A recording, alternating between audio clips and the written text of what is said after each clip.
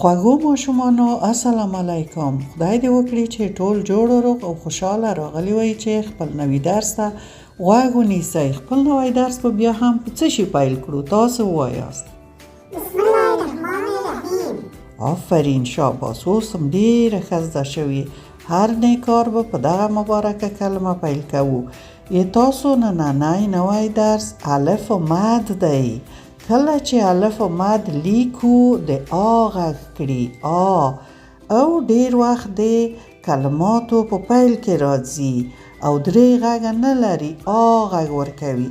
آ یوازې د آ غږ، لکه آ د آس په کلمه کې. اوهو دا ښکلی آس وګورئ، آس آس.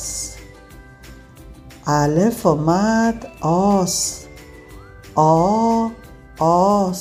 الف و مد د آس په کلمه کې، او بیا الف و مد د آسمان په کلمه کې.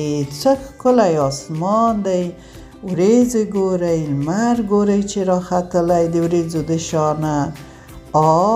آسمان. الف و مد د آسمان په کلمه کې، آسمان.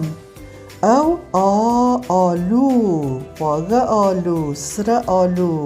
وګورئ د آلو په پیل کې الف و مد راغلی، آلو. الف و مد آلو. تاسو نننی درس همدومره و خوږو ماشومانو. خدای دې وکړي چې زده شوی وي. نور نو مو په خدای سپارم. د خدای پامان.